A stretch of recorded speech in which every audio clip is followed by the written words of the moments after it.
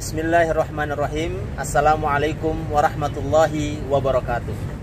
Saudara-saudaraku yang dirahmati oleh Allah Subhanahu wa taala, pertama kita bersyukur kepada Allah Subhanahu wa taala atas segala anugerah nikmat yang diberikannya kepada kita, dan salawat serta salam kepada baginda mulia Rasulullah Muhammad sallallahu alaihi wasallam.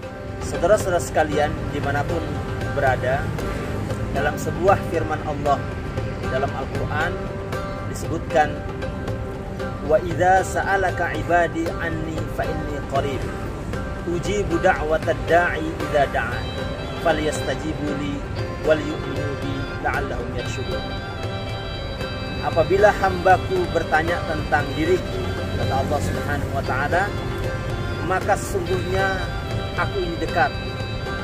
Aku mengabulkan doa-doa, munajat-munajat yang disampaikan kepada Allah Subhanahu wa taala. Di dalam firman Allah ini, kita sebagai hamba Allah Subhanahu wa taala tidak boleh meninggalkan yang namanya doa. Sebesar apapun kuasa kita, sekuat apapun diri kita, semampu apapun diri kita, ingat, doa merupakan mukhul ibadah, puncak daripada usaha dan ikhtiar yang kita lakukan.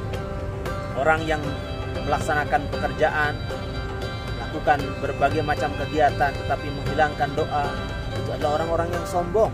Karena apa? Menafikan keterlibatan Tuhan di dalam pekerjaan, di dalam aktivitasnya. Nah, lalu bagaimanakah kita berdoa kepada Allah Subhanahu wa taala? Cara berdoa itu banyak. Yang terpenting adalah ketika menyampaikannya, kita memposisikan diri kita serendah-rendahnya di hadapan Allah Subhanahu wa taala, bahwa kita ini adalah hambanya yang fakir terhadap rahmat Allah Subhanahu wa taala. Lalu di antara cara-cara berdoa yang lain juga dengan cara menyebutkan apa kebaikan-kebaikan yang pernah kita lakukan selama di dunia ini. Ini bukan berarti riya, karena riya kita sampaikan kepada manusia, dipertontonkan di hadapan manusia, tetapi ini adalah salah satu cara kita berdoa kepada Allah Subhanahu wa taala dengan menyebutkan apa kebaikan yang pernah kita lakukan di hadapan Allah Subhanahu wa taala.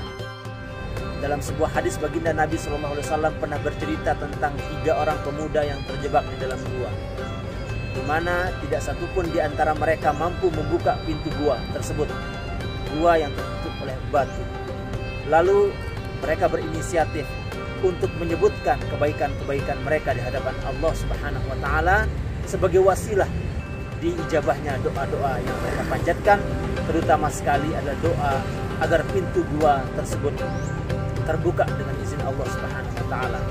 Pemuda yang pertama berdoa kepada Allah Subhanahu wa taala bahwa suatu hari, dan ini menjadi kebiasaannya, setiap kali dia pergi bekerja, dia membawakan segelas air susu dan roti yang tidak diberikannya terlebih dahulu kecuali kepada kedua orang tuanya.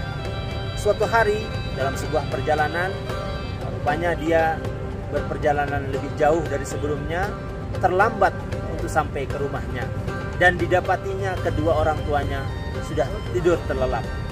Maka sebagaimana kebiasaan di hari-hari sebelumnya, dia tidak akan memberikan susu dan roti tersebut kecuali kepada orang tuanya.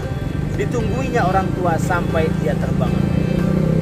Berdoa kepada Allah Subhanahu wa taala, ya Allah, jikalau ini merupakan kebaikan saya kepada orang tua, maka dengan izinmu bukakanlah pintu gua ini. Atas izin Allah, maka terbukalah sedikit pintu gua tersebut, tapi belum sampai mereka bisa keluar. Pemuda yang kedua berdoa kepada Allah Subhanahu wa taala dengan memberikan testimoni kebaikan yang pernah dia lakukan. Apa kebaikan dari pemuda yang kedua? Kebaikannya yang kedua ini adalah suatu hari dia pernah suka kepada seorang perempuan dari keluarganya, tetapi sayangnya perempuan ini tidak menyukainya atau bertepuk sebelah tangan. Suatu hari si perempuan ini membutuhkan uang yang banyak karena satu dan lain hal. Tidak didapati orang lain kecuali pada pemuda tersebut dia meminjam uang. sebenarnya pemuda ini bisa saja melakukan apa yang dia mau kepada perempuan ini, karena perempuan ini sangat membutuhkan uang. Tapi apa yang terjadi ketika dia berada di hadapan perempuan ini untuk melakukan sesuatu yang diinginkan seorang laki-laki kepada perempuan, lalu dia teringat kepada Allah Subhanahu wa taala. Dia mengatakan, inni akhafullah, aku takut kepada Allah Subhanahu wa taala. Maka dilepaskanlahnya perempuan tersebut dengan memberikan uang yang dia butuhkan tanpa menyentuhnya sedikit pun.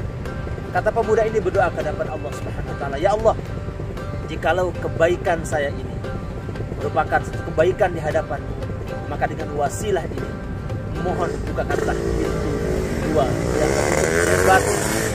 Maka Allah membukakan juga pintu dua tersebut, tapi belum mampu mereka keluar daripadanya.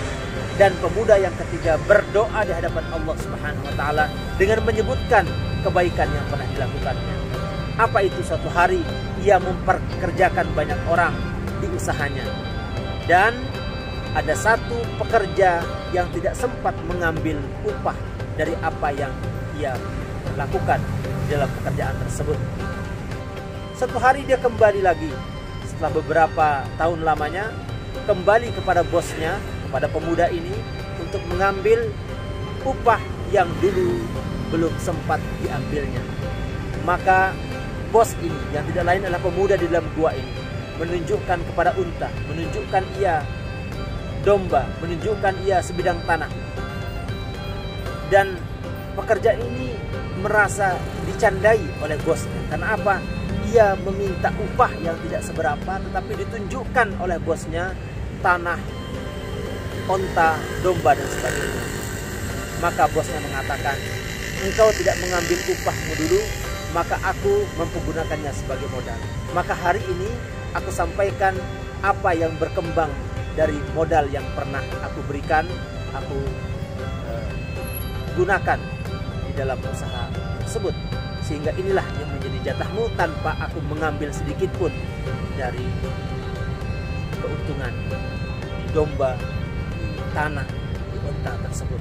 Maka ya Allah, kata pemuda ini, jikalau itu merupakan kebaikanku di hadapanmu, maka dengan izinmu, maka bukakanlah pintu gua ini. Maka bergeserlah batu yang menutup pintu gua ini, dan terbukalah gua. Kemudian mereka mampu keluar dari mana. Saudara-saudaraku yang dirahmati Allah Subhanahu wa taala, cerita yang saya sampaikan ini, yang pernah disabdakan oleh baginda Nabi SAW ini, menunjukkan kepada kita bahwa salah satu wasilah kita untuk dapat dijabah doa itu adalah di hadapan Allah. Pertama tadi, memposisikan diri kita serendah-rendahnya di hadapan Allah Subhanahu wa taala. Kemudian kita memohon dengan semohon-mohonnya tentang apa yang kita inginkan dari Allah Subhanahu wa taala. Dan cerita tadi mengilhami kita dengan menyebutkan kebaikan kita di hadapan Allah Subhanahu wa taala. Mudah-mudahan itu menjadi sarana dijabahnya doa kita di hadapan Allah Subhanahu wa taala. Mudah-mudahan apa yang saya sampaikan ini bermanfaat untuk kita semua. Jazakumullahu khairan katsira. Wassalamualaikum warahmatullahi wabarakatuh.